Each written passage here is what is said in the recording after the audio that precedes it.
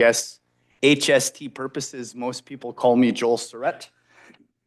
And what we're going to start with is I'm just going to light some sage, some smudge, and a little story that I like to share. Somebody's got an echo.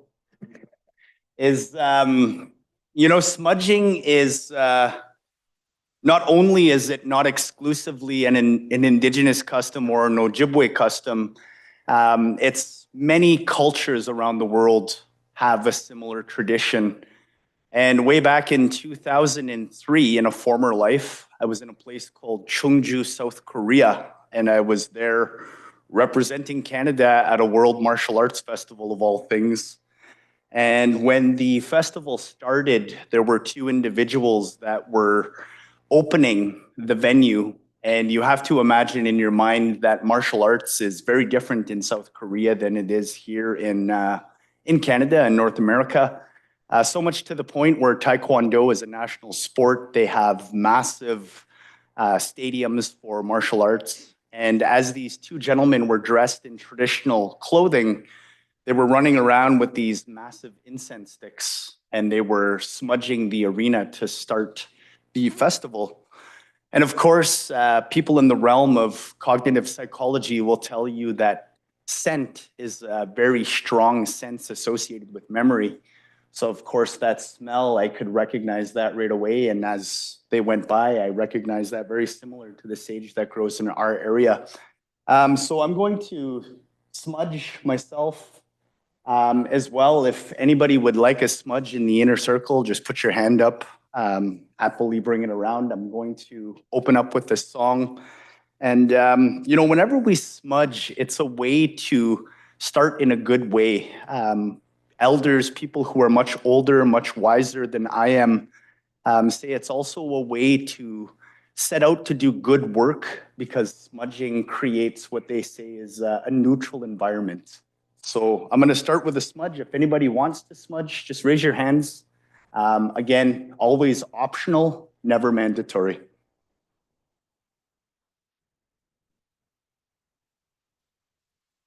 And there's no right or wrong way to smudge, but there is a general guideline, a general protocol. Most people typically remove their glasses. So you want to think in a good way. You want to see good things. You want to hear good things. You want your words to be kind. Also, sometimes our elders say your words better be sweet in case you have to eat them. And of course, you want to feel from heart. And a little teaching that was shared with me, somebody who speaks publicly for half my living, and I think all of you who are public servants can appreciate this teaching. You were given two eyes, you were given two ears, you were given one mouth, and you're supposed to use one of those gifts half the time you use the others. So it's a general guide if you want to smudge. And anybody who wants to, you're welcome to just in the inner circle, put your hand up and gladly come around.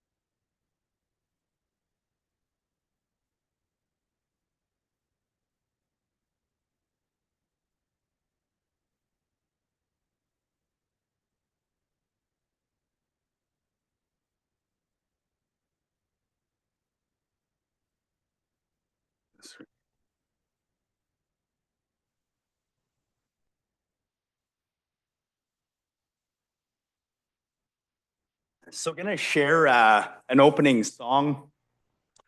And it's always a privilege It's always an honor, and it's with great humility anytime you're asked to come and open an event for community. And thinking of our collective history here in Sault Ste. Marie, once upon a time, this was known as Bawating, and a very historical place here in Sault Ste. Marie. And this is part of our collective history when we think of many of the founding names of this community, you know, whether that would be Alexander Henry, Schoolcraft on the other side of the border, Ermentinger, so many names. In that time, there were newcomers to our community, but they also had something in common. They like to marry Ojibwe women, and that's part of our collective history here in our community. So this is an opening song. It comes from a gentleman from a community called Jingwako Zagaiganing. It was handed down. And it's a song we use for an opening. It's a song that was shared in a really good way, and one that I'm happy to share with all of you. And I say a heartfelt miigwech for the ask, and obviously the honor to be asked to open in this way.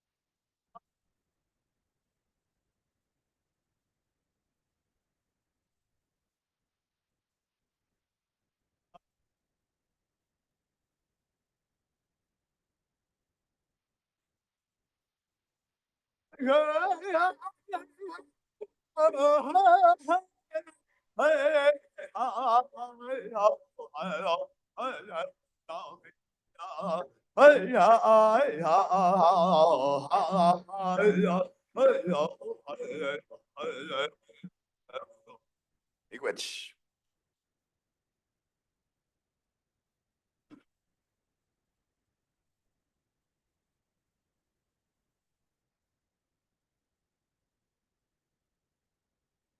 Miigwech, Joel.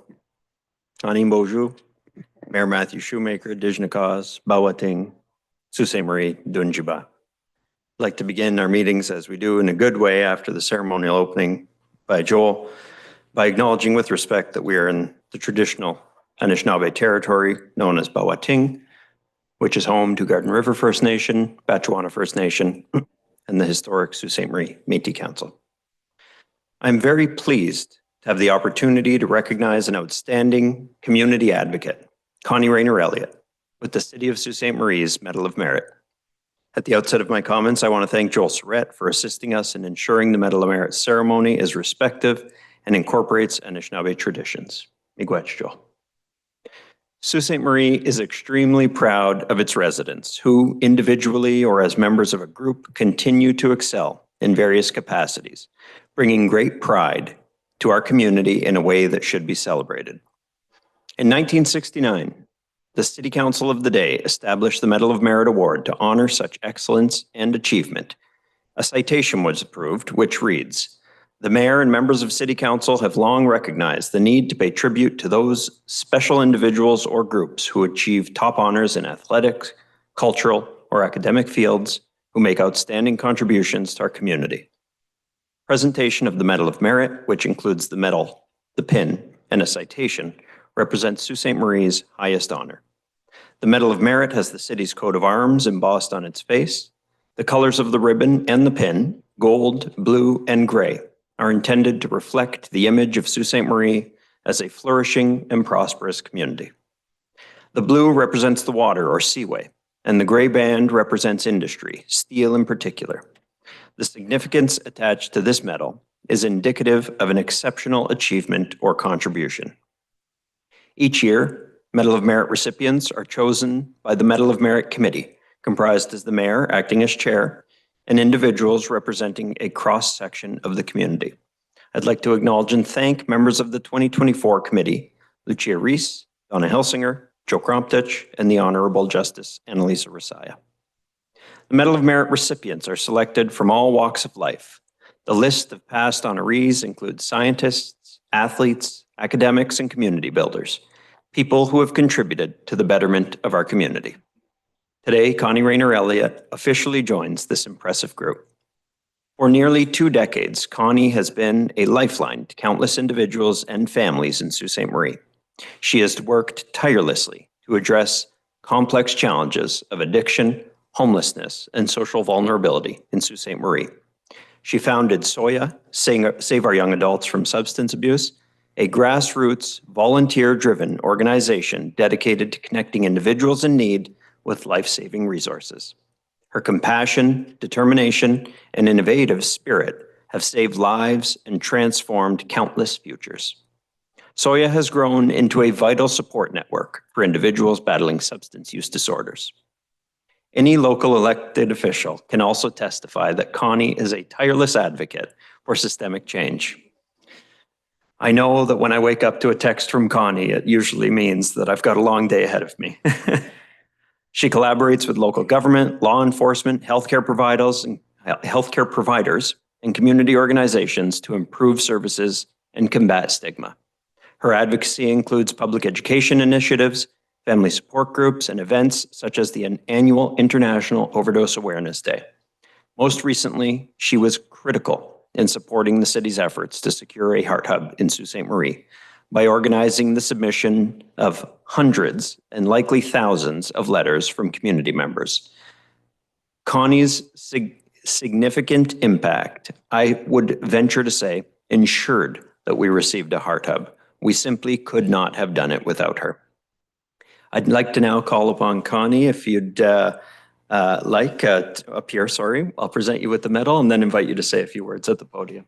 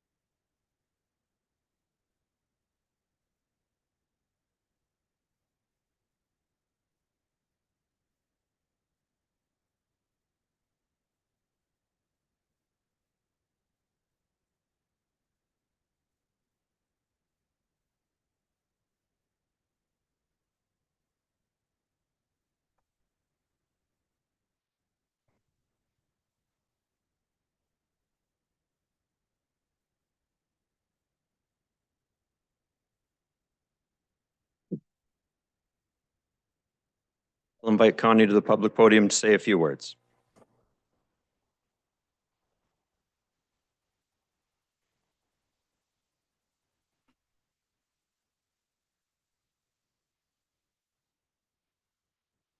I normally just like speak from the heart, but tonight is such a special occasion.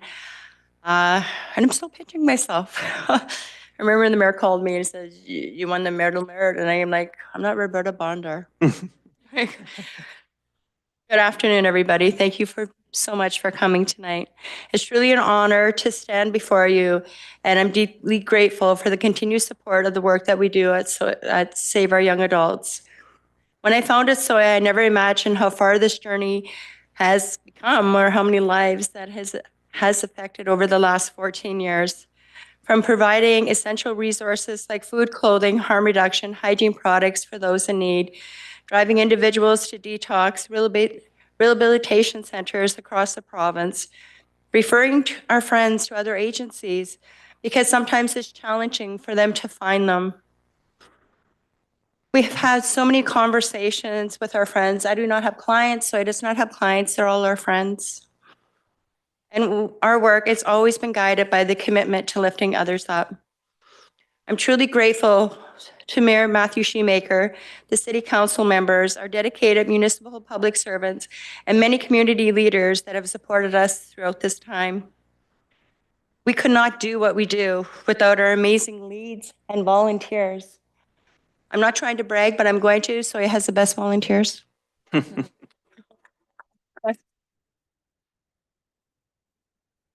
And our community partners, we couldn't do what we do without them. He's going to shoot me, but my handsome Gary Elliott, we're exact opposites. Like, I'm the mouthpiece, he's the quiet one. I thank you so much for his support. He was there that night when I started SOYA. He's very quiet, he's in the background, but he's the one that started coming out with me. Like, when I get called out at night, it's like, babe, you can't do this on your own. And I mean, he's the one that he does like the cooking, and he does all of our laundry because I don't have time. Right? He's amazing. He's very, very quiet. And then I have to like recognize my mom because I have to call my mom every time I come home because she worries about me. And as Mayor Matthew Shoemaker, please give me your cell phone numbers because if I need help, I will message you. I don't care what time. Luke knows that. Mayor Matthew Shoemaker knows that. Lisa knows that. The SOYA family's vision, dedication, and willingness is to take action and to make a difference. And to the residents of Sault Ste. Marie, your generosity and compassion inspired me and our group every single day. We're building something together, something bigger, and than any of us can do alone. The Heart Hub, when I got news on the Heart Hub, like, I mean, I had a stroke a couple years ago when we were fighting for Northway Wellness. Like, we made the announcement, and then I stroked out. But my team actually, like, they're the ones that handled the rest of it. Our city is a great community, and we all need to work together. We'll continue to work together. And our motto is, and our mandate is to save lives, but I firmly believe together we can. Thank you so much for this opportunity and this honor.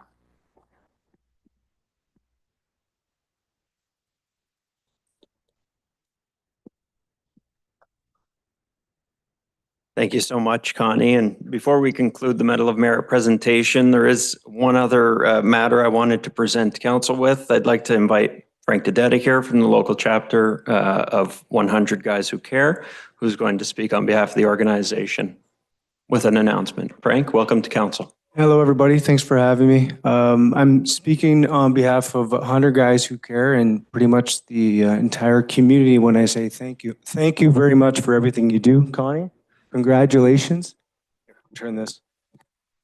The type of world we live in now and the community, the way it is, and not only here, but across Ontario, we need multiple people like yourself. It's thoughtless and it's needed, and we really appreciate everything you do in the community.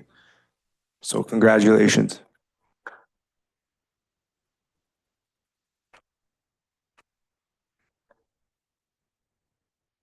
So Just a little plug for 100 Guys Who Care. Just in case anybody doesn't know what we do or maybe is interested in joining, just a shameless plug for the club. So just an overview of what we do. We're called 100 Guys Who Care, and right now we're sitting at around 120 members, and we're continuing to grow. So there's some exciting news for our community, also for Soya and anybody that is touched by the organization. So typically we raise about $10,000 per quarter, but we're on track to raise an incredible $40,000 by our next meeting in March. So this is thanks to an anonymous donor who has generously offered to match our donations to Soya up to $20,000. So the goal is for 100 Guys Who Care group to raise $20,000, which will then be matched by the donor for a total of $40,000. So far, we've received fantastic support from corporate donors who are helping 100 Guys raise the initial $20,000. The 100 Guys Who Cares, plus the rest of Sault Ste. Marie, truly appreciate the incredible work that Soya does to support our community. Thank you, Connie. Well deserved, and congratulations.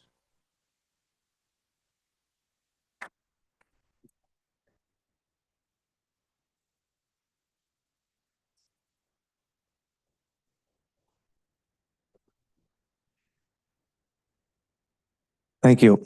Thank you, Frank. No more fitting way to end a Medal of Merit presentation for Connie and everything she does than with good news for Soya. Thank you, Connie, and I'll invite you and your guests to the Hamilton Room for the balance of the award ceremony. Thank you. Council, that will bring us to our regular council agenda. We'll give it a minute or two just to allow the deconstruction of the Medal of Merit placard here.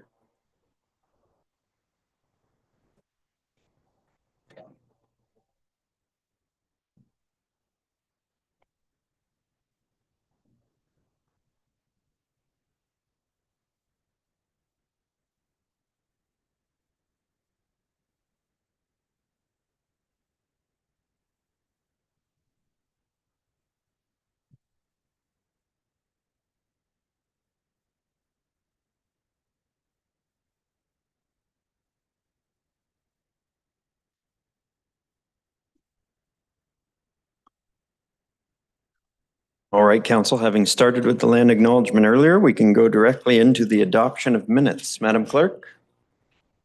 I have a motion by Councillors Dufour and Kinnick. Resolved that the minutes of regular council meeting of January 13, 2025 be approved. All in favor? That carries. Under agenda item 4, Mayor Shoemaker has declared conflict with respect to bylaws 2025-13 and 2025-14.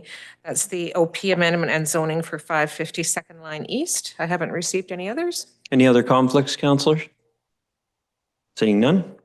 I have a motion by Councillors Dufour and Bruni. Resolved that the agenda for February 3, 2025 City Council meeting and addendum number 1 as presented be approved. All in favor? That carries.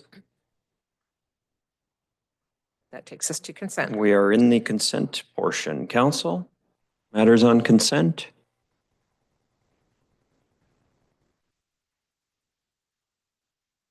Seeing none, we can have a vote on the consent agenda, Madam Clerk. That's not one that I open for recorded usually. Oh, yes, but the motion has been read. A motion by Councillors Dufour and Bruni. Resolved that all items listed under date February 3, 2025, agenda item 7, consent agenda be approved as recommended. All in favor? That carries.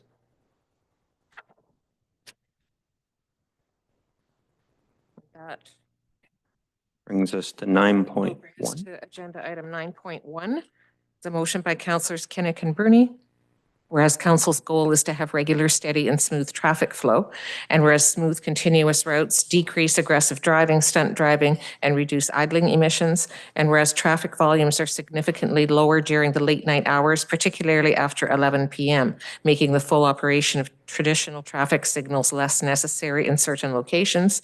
Now therefore be it resolved that staff be requested to report back to council regarding a trial period for some traffic lights to switch over to flashing red and yellow lights between the hours of 11 p.m. and 5 a.m.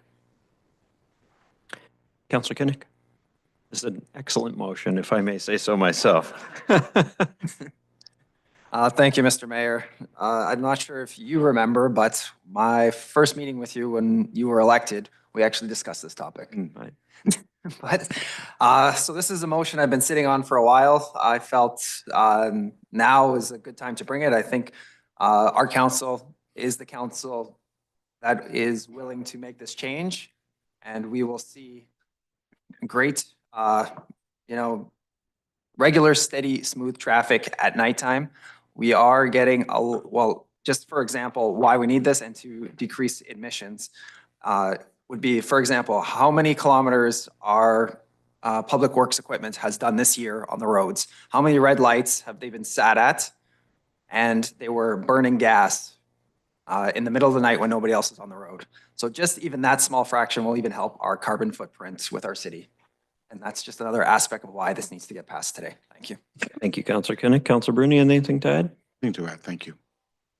Any other councillors, questions or comments on this? Councillor Caputo? Thank you, Mr. Mayor. As I understand it, this has been tried a couple of times. I'm not against it. I just wonder, I guess I'll direct this to Susan Hamilton Beach. I read a report from 2015 that this increases potential for accidents by 300%. Do we see anything different today than 10 years ago? I mean, I guess maybe that's what the report's for, but I just hate to have staff do a report if it's going to come back the exact same way. Mr. Perry, anything on that? Your Mayor to Councillor Caputo. I'll refer probably most of the technical stuff to Director Rumil, but I anticipate most of the responses are going to be similar to the previous reports. Through you, Mr. Mayor, to Councillor Caputo. So the report that you're referring to, where the 300% increase in risk of collision is something that we found, research was done, I think, the municipality of Chatham-Kent, Windsor area. I mean, we could revisit those documents, reach out to those communities. I don't think there's anything significant that's changed in the last 8 years.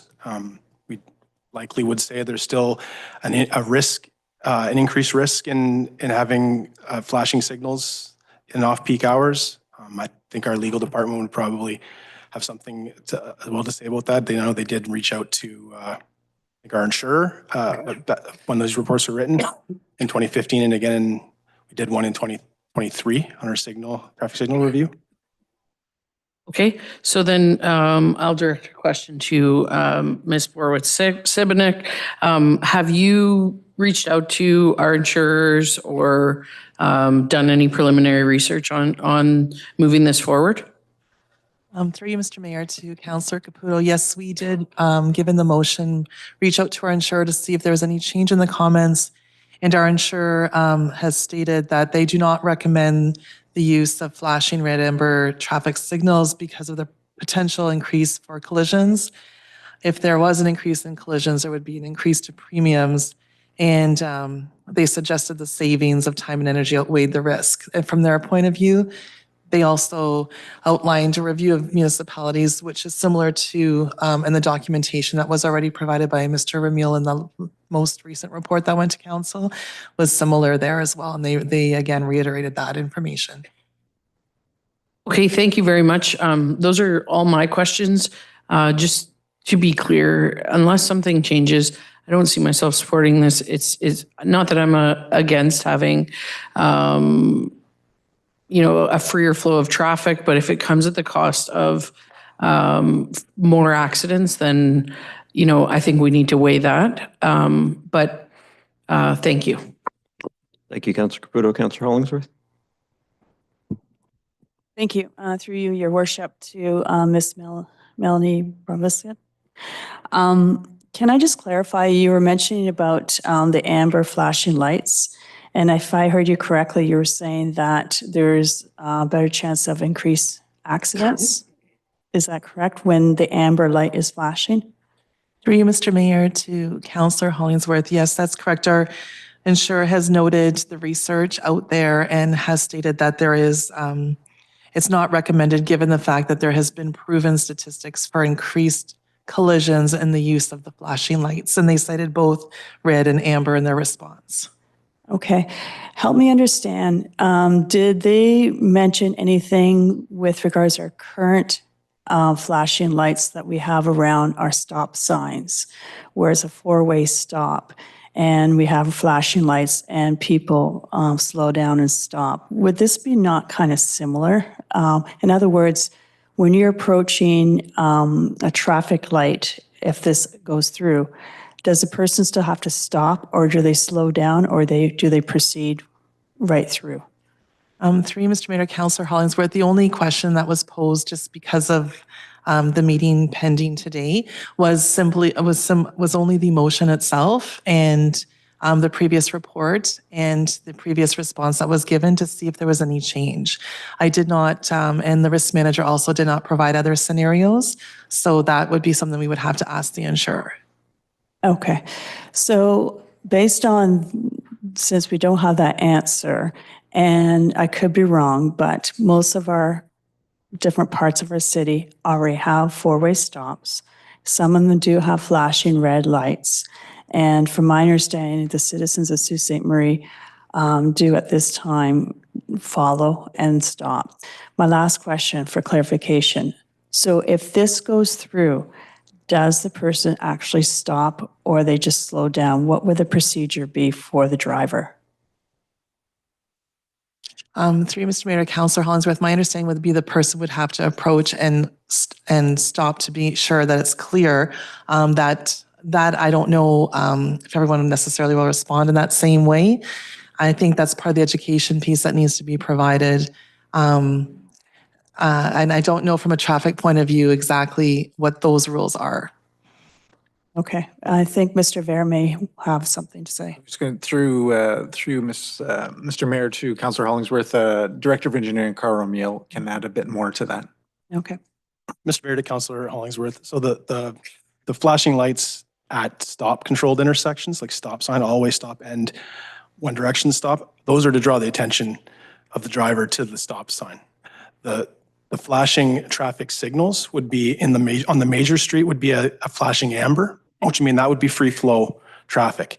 You see the amber, you approach with caution, slow down, make sure nobody's coming through, and then you don't have to stop.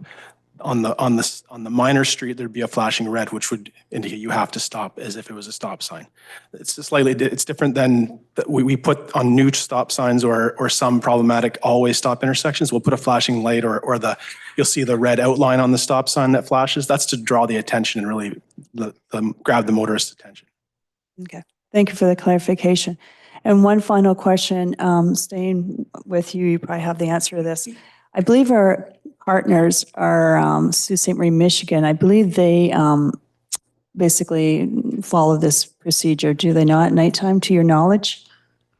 Mr. Mayor to Councillor Hollingsworth, I'm not sure about Sault Ste. Marie, Michigan, but I do have traveled in Michigan a bit, and I have seen flashing traffic signals in several communities.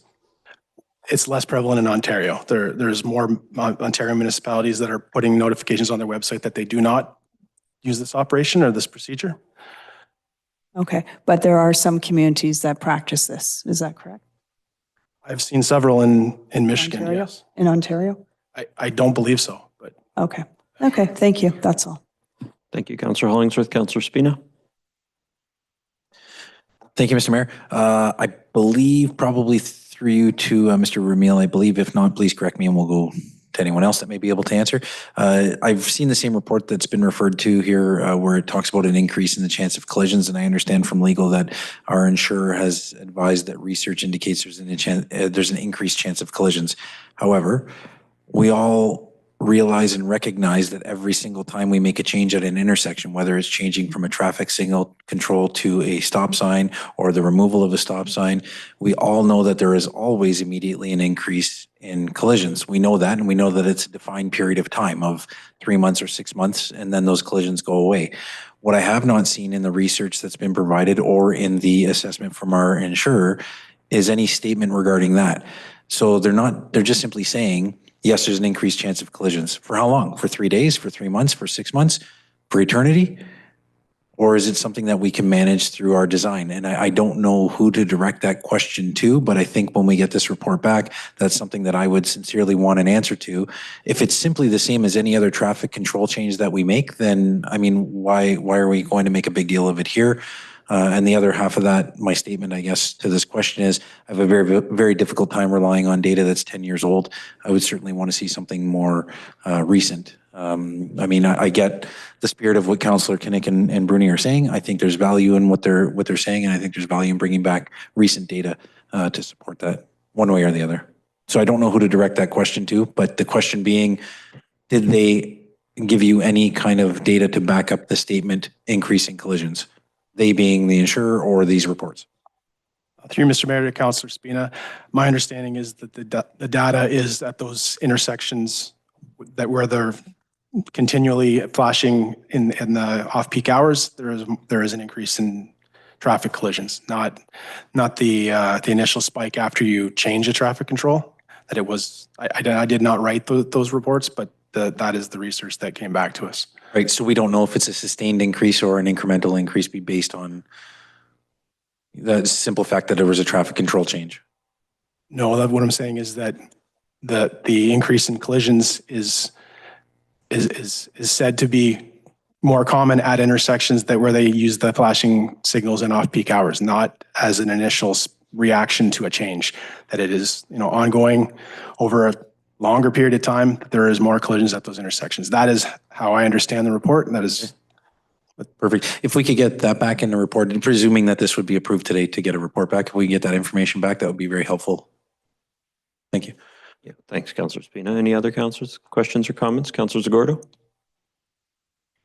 Or through you to probably legal, I would think. We've changed and we've had traffic signals, flashing lights, stop signs change even, in the last 2 years that we've been here. Does that mean there's been a premium change anytime we've gone, for example, from a stoplight to a stop sign, thinking that the stoplights would be safer? Has that happened? Through you, Mr. Mayor, to Councillor Zagordo, there has not been a change in premium for those factors. The insurer just stated that if we did proceed and there was an increase in the collisions, there could be an increase in premium change there, but we have not received that increase to date. Okay. Okay, thank you. Thank you, Councillor Zagordo. Any other questions or comments? Ms. Borowitz-Sivanik, would it be accurate to say that the city's risk profile is made up of a number of things, including our traffic flow patterns? To you, Mr. Mayor, that's correct. There's numerous factors that factor into our liability assessment, including past claims, our claims history, our protocols, a number of factors. Okay, so any given decision might increase risk, but any other decision like closing, we've reduced the number of outdoor rinks, for example, over the years, that would reduce our risk profile, and all those things factored in together balance our premiums to whatever they land at, correct? That's correct, Mr. Mayor. Okay. Yeah, I mean, I'd like to see the report for sure. Last time it was proposed, when this was proposed in 2015, it was proposed for the Lyons Avenue Wallace Terrace corridor as a pilot project for 1 year. Council passed that. It was set to go into effect January 28th of 2015 or 16, I believe it was. And there was a council meeting a few days before that, at which council set out a motion to reconsider. So they paused the implementation of the pilot, and then at that reconsideration, changed council's position, and the pilot didn't go into effect at all. But we were very close to trying this as a pilot program. I'd still like to see it tried as a pilot.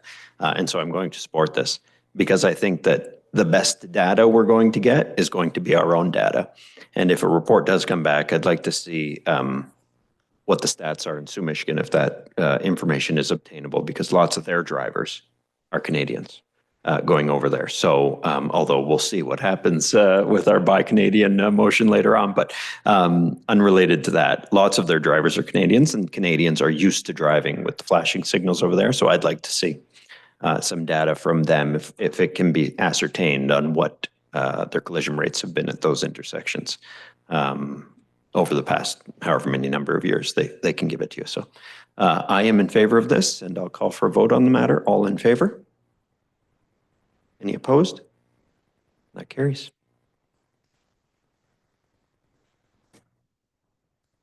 That will bring us to agenda item 9.2. The Association of Municipalities of Ontario Healthy Democracy Partnership. It's a motion by Councillors Caputo and Dufour, whereas the Healthy Democracy Project is a Board of Directors supported and funded initiative through to 2024, meant to promote the value and importance of municipal governments across Ontario while focusing on the importance of diversity of leadership and perspectives. And whereas AMO is one initiative known as the Local Democracy Accelerator within the project, is working with 4 member municipalities to organize and convene community partners to identify challenges, adapt and test solutions, and share knowledge to strengthen democratic engagement across Ontario with 5 core goals: more local democratic and political engagement, better appreciation for municipal government, improved political civility and tone, expand and diversify candidate pool, increase voter turnout and voter diversity. Whereas Sault Ste. Marie was chosen as one of the 4 local democracy accelerator municipalities to participate in this project, now therefore be it resolved that the City of Sault Ste. Marie commits to supporting AMO's Healthy Democracy Project through the Local Democracy Accelerator by having elected officials and staff work with the Healthy Democracy Project team on this initiative, AMO, to help identify local challenges and potential solutions. Further, be it resolved that the City of Sault Ste. Marie support its participation in the Local Democracy Accelerator through its own research into barriers to democracy, including, but not limited to, contacting current elected officials and staff to identify barriers to those working within these positions, contacting former councillors, mayors, and staff to identify barriers they may have faced, contacting candidates who are not successful in their respective municipal elections to find their barriers and whether or not they would consider running again, and contacting diverse communities within Sault Ste. Marie to identify if folks in these communities would consider engaging in local politics and to what degree, should they choose not to, pursue reasons why they would not. And that staff be requested to report back to Council on these findings, potential programs, solutions, and interventions that can be implemented in conjunction with AMO's support through the Healthy Democracy Project and the City of Sault Ste. Marie's participation in the Local Democracy Accelerator Initiative. I won't get you to repeat that. Madam Councillor Caputo.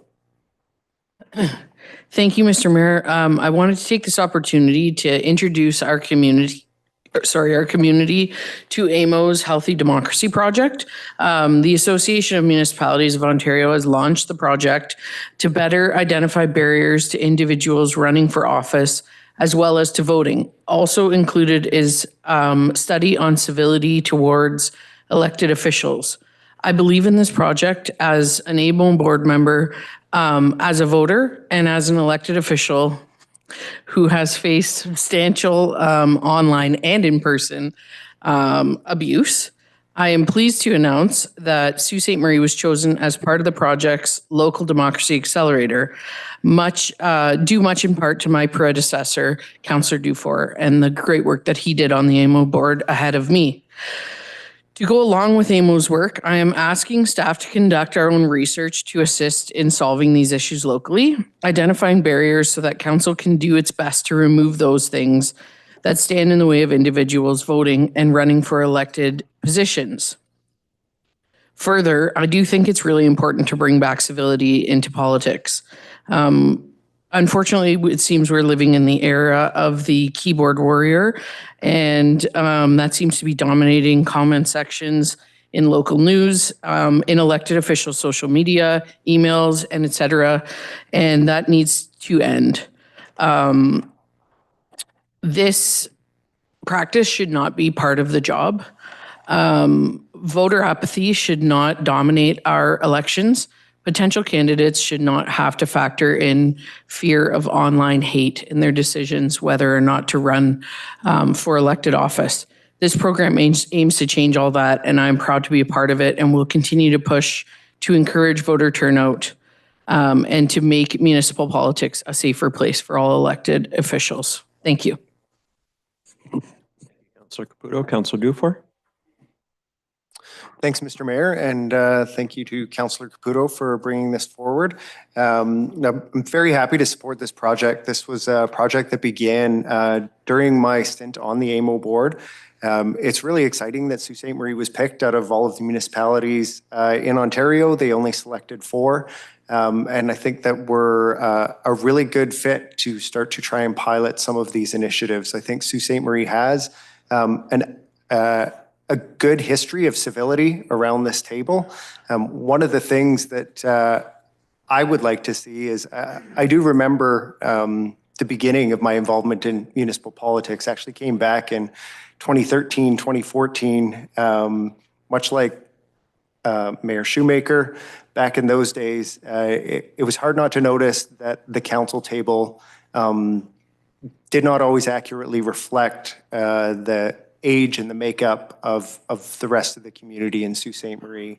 And I think that when you look around today, I think that our councils since then have qualitatively made better decisions by having more voices and more points of view around them. And I think that that's something that we should really encourage continuing. You know, I look back and 2013 is quite a few years ago. And some of the younger people who came on those councils aren't so much the younger people anymore. And I would really like to see an initiative, to see some structural changes made here around this council to help ensure that future generations coming up have a way to enter into the decisions that are made in this circle, and to hopefully have a way to better understand the work that this council does. I think it's valuable work, and I think the more people understand about what we do, the more civility you get in our discourse. So really looking forward to seeing this project continue, and I'd like to again thank Councillor Caputo for continuing to champion this work on the AMO board. Thanks. Thank you, Councillor Dufour. Other councillors with questions or comments? Seeing none, we can have a vote on the matter. All in favor? Any opposed? That carries, yes.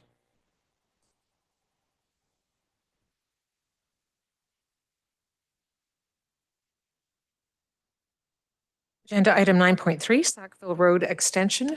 A motion by Councillors Zacordo and Caputo, whereas the City of Sault Ste. Marie approved the Sackville Road Extension as part of the city's 5-year capital plan, and whereas the costs for the Sackville Road Extension are built into the capital budget for 2025 and future years, and whereas the province of Ontario recently approved a funding application to provide the City of Sault Ste. Marie with $5 million in funding to pay some or all of the Sackville Road extension, and whereas the existing portion of Sackville Road is in a poor state of repair and does not have Class A services, now therefore be it resolved that staff be requested to report to council on whether the existing Sackville Road surface should be reconstructed in conjunction with the construction of the Sackville Road extension, and if so, where such reconstruction would fit within the 5-year capital plan.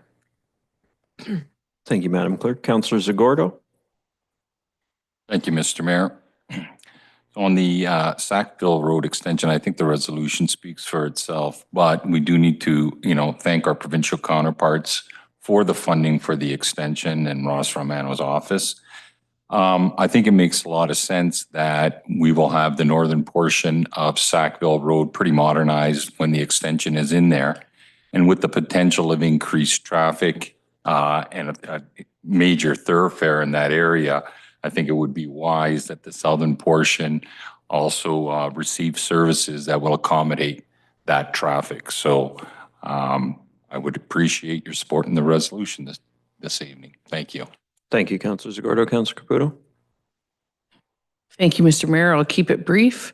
anytime we can get a road repaved in Ward 3, I am all for it. I think our constituents will be quite happy. People in Sackville tend to live with some craters in the road, so this would be a great investment and will fit right in with our plan. So I hope we can see council's support on this. Thank you. Thank you, Councillor Caputo. Other councillors, comments or questions? Just note that the in conjunction part of this motion, I think, is open to staff's interpretation. I don't think we'd be able to get it all paved in a single year, but kind of in and around the time frame of the Sackville Road extension would be what I would hope to see reported back on. So not necessarily to be taken as all as one project, in my opinion. So, all in favor? Any opposed? That carries.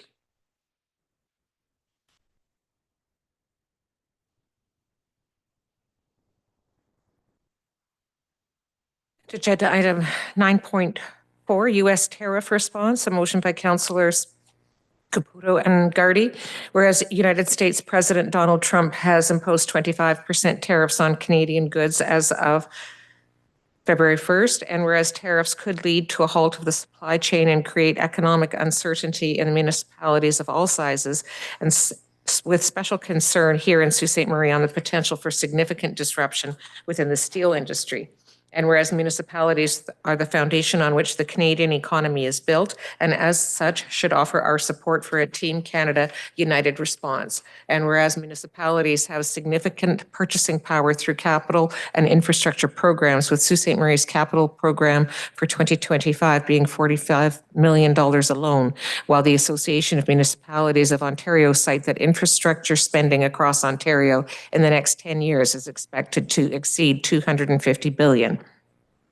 And whereas municipalities have traditionally been prevented by trade agreements from giving preference to buy Canadian, and whereas federal and provincial leaders are encouraging all Canadians to buy Canadian, now therefore be it resolved that Sault Ste. Marie Council stand with Team Canada on the message that tariffs are not in the best interests of Canadian or American consumers and businesses, and call on the federal and provincial governments to work with municipalities on measures to protect Canadian consumers and businesses, and call on the federal and provincial governments to remove all barriers to municipalities preferring Canadian companies in procurement for capital projects and supplies, as well as those that prevent municipalities from preferring Canadian companies for projects and supplies, and call on the federal and provincial government to remove all trade barriers between provinces and endorse the federal and provincial call for Buy Canadian and encourage Saultites to buy Canadian whenever possible.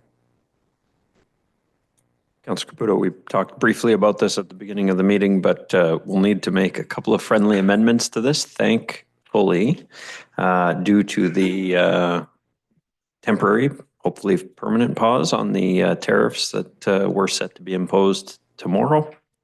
So, Madam Clerk, perhaps that first paragraph can read, President Donald Trump may impose 25% tariffs on Canadian goods, and then take the date out. Moving target. And then where it says, now therefore be it resolved that Sault Ste. Marie City Council, I think it should say, effective the date of any implemented tariffs. Councillor Caputo, that agreeable to you in terms of change? Mr. Gardy, Councillor Gardy? And then I'll let you say your comments, Councillor Caputo. Okay. Thank you. I think this proves my point. The more women we have at the table, Donald Trump has backed down. I think he read my motion. No, in all seriousness, this is a really important time for us to focus on buying local. This is something that I've focused my business on for a number of years, and something that I've tried to do personally for a number of years. I really believe in keeping our dollars in this community. The further that you can spend money within the community, the more likely it is to come right back to you. So moving in or given that we're living in such unprecedented times where it seems we're dealing with leaders who don't always necessarily put their people first, I think that it's important for us to look out for ourselves and for one another.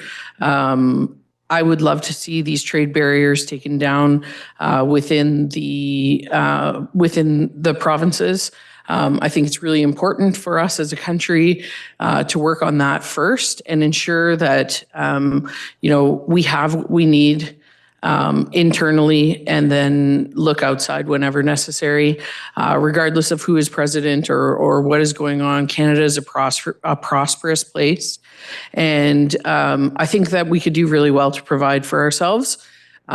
So I stand with Team Canada on this, and I, as always, encourage everyone in Sault Ste. Marie to buy local, not only because of this situation, but because it is what is best for our economy. Thank you. Thank you, Councillor Caputo. Councillor Gardy? Should you wish to? Yeah, you'll be the arbiter of what I say, and you can shut my mic off if I get a little too heated. I won't. Yeah, I was very happy to support Councillor Caputo in this. I'm sure everybody around the council table echoes the sentiment of the motion. As she mentioned, any time is a good time to stay on our side of the river, quite frankly, and spend our money where we live. I think, there'll be a lot said as to why the president decided to back down or pause for a little while. I think it's hard to tell considering the erratic nature of his administration. That being said, I don't think we should discount the overwhelming response of our country over the course of the last several days specifically. I think there was a lot of outreach made at every level. I know, Mr. Mayor, you've been working with some border city mayors. I think soon you'll see a caucus of border city members of parliament, maybe at both provincial and federal levels, who might be working in conjunction with the mayors. I think anything that anyone can do at any level, whether it be those who are in the business of politics at any level of government or citizens on their own, any connection that you have to the United States that you can, exploit or take advantage of, we should. I don't think anybody is going to rest on their laurels, considering a 30-minute pause. Knowing the man as we know him, it could be a 30-minute pause after he says it's a 30-day pause.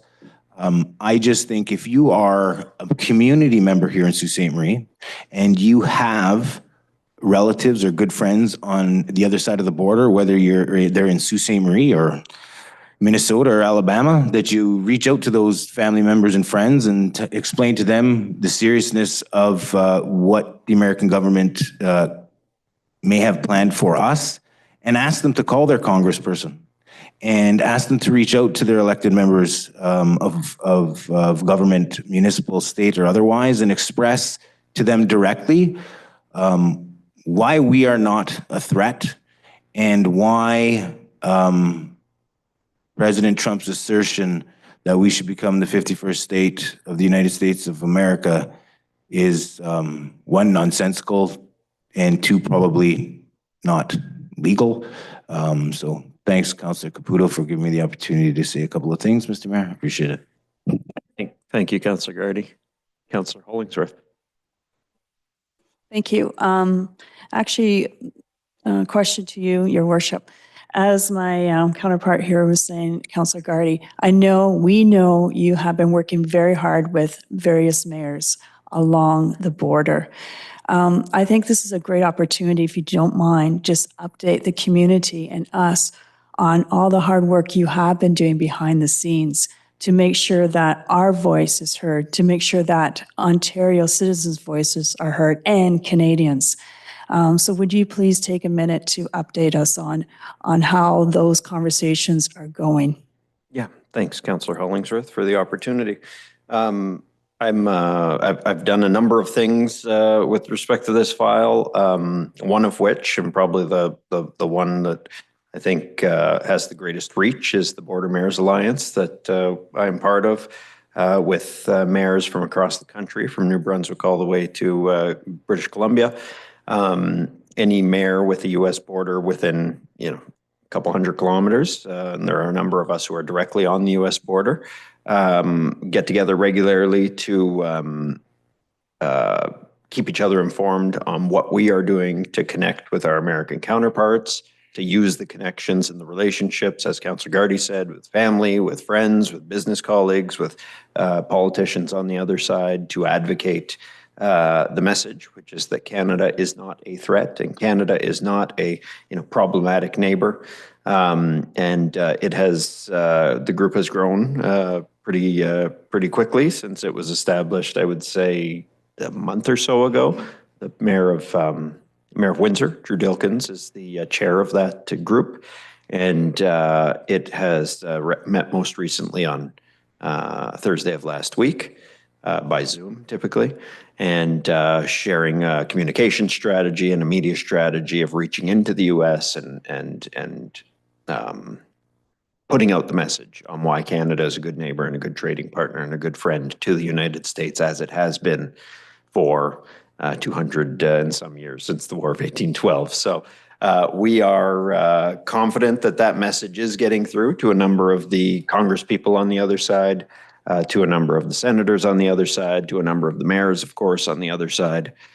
And in addition to that, I am in regular contact with my counterpart in Sioux, Michigan, Don Geary, who is a good friend and who understands the value of the Canadian relationship, is a friend to Canada, I dare say. And he is someone who, Councillor Gardy has noted, is one of those people who has the ability to talk to their congressman, talk to their senator, and I've encouraged him to do so.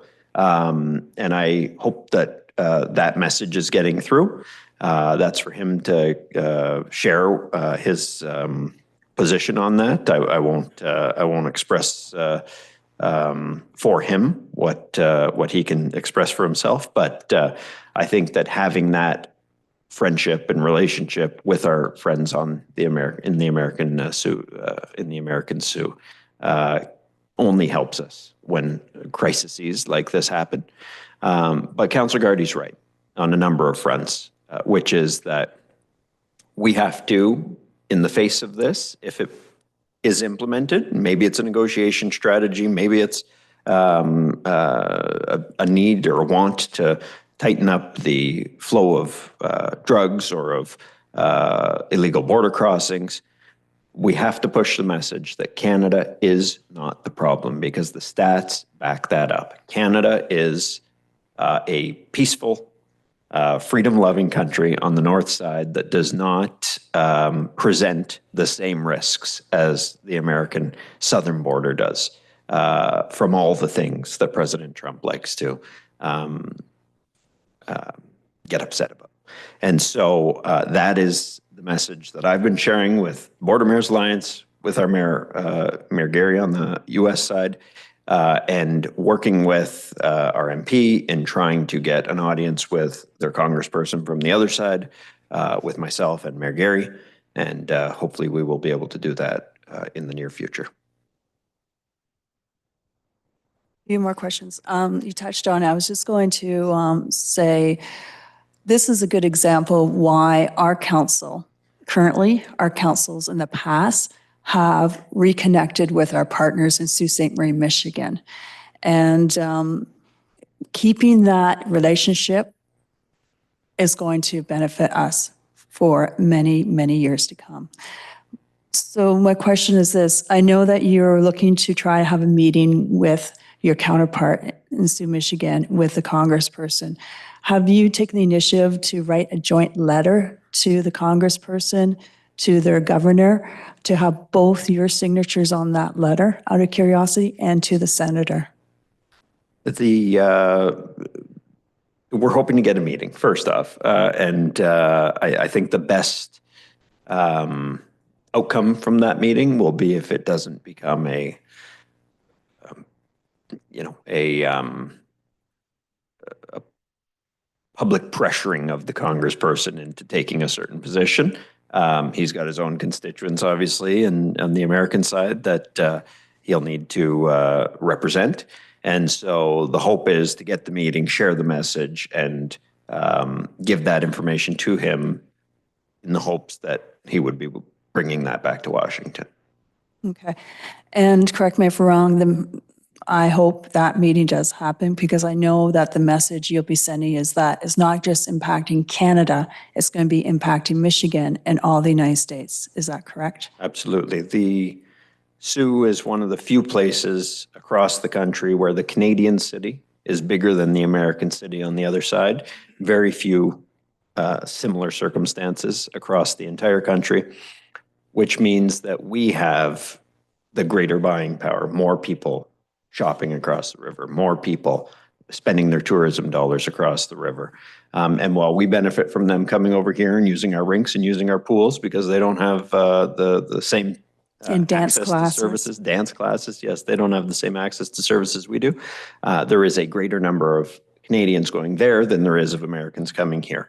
And so any damage of the relationship or any damaging of the relationship between the two countries or restricting of the want of Canadians to go across will have a outsized negative impact on their community compared to other border cities across the country. Okay, two more questions with regards to tariffs. And again, I know you've been working very hard with your counterpart, the mayor. Has there been discussions about setting up a free trade zone in our own community and their community? That's something that I know the previous Economic Development Corporation and our Economic Development Department have had discussions on intermittently over probably the past 25 years. If you want a status report on that, now's not the time, but we can have one of those brought to a future council meeting. I look forward to that. I just think it's a perfect time to revisit that if we have not revisited lately, since we're all talking about tariffs. It's a benefit win-win for both our communities. Thank you. May I make a comment? This is actually something that has obviously rattled our community, Ontario, Canada. This particular situation with the tariffs has and will continue to basically impact everyone, industry, sectors, individuals, families, and so forth. It's rattling everyone's chain. And this resolution is very good, but this is just the top. This is just the start of something bigger, meaning that we must be very aware of tariffs. We must be very aware of our borders, not just the border we share with the United States, but our border to the north in the Arctic. So I am more concerned about the tariffs, but there's many more issues that we as a country need to focus on. And I hope that this is the start of basically becoming a true Canadian, and we need to focus on us, Canada, and basically make Canada great again. Hate to say those words, but it's all about pro-Canada. Thank you. Thank you, Councillor Hollingsworth. Other councillors, questions, comments?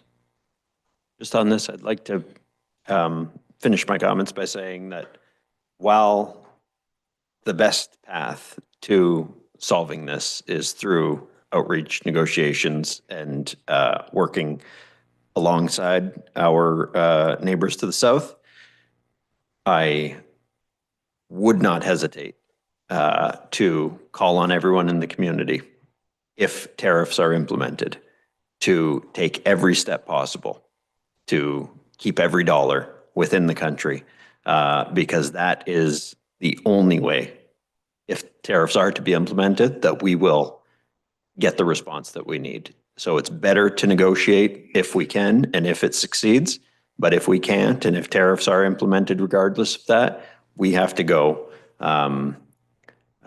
hyper-local in our every dollar that we spend. So that will hit Americans where it hurts in their pocketbook, and that is what they respond most to. So Hopefully it doesn't get there, but if it does, that's what we'll be encouraging everyone to do. All in favor? That carries.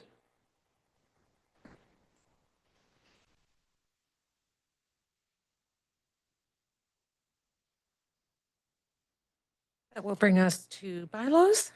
I have a motion by Councillors Dufour and Bruni, resolved that all bylaws under item 12 of the agenda under date February 3, 2025, save and accept bylaws 2025-13 and 2025-14 be approved.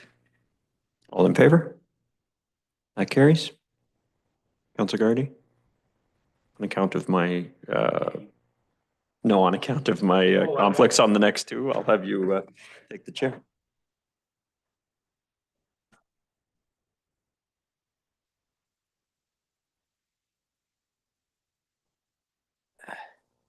Okay. Bylaw 2025-13, I have a motion by Councillors Dufour and Bruni, resolved that bylaw 2025-13 being a bylaw to adopt amendment number 257 to the official plan for the city of Sault Ste. Marie, 550 Second Line East, be passed in open council this third day of February 2025. It's open for vote. All in favor? Opposed? Doesn't look like it. Carried.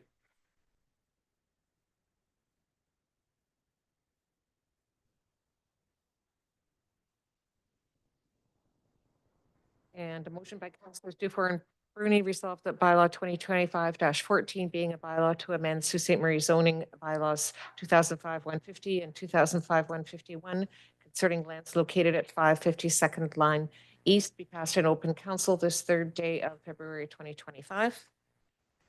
All in favor? And that carries.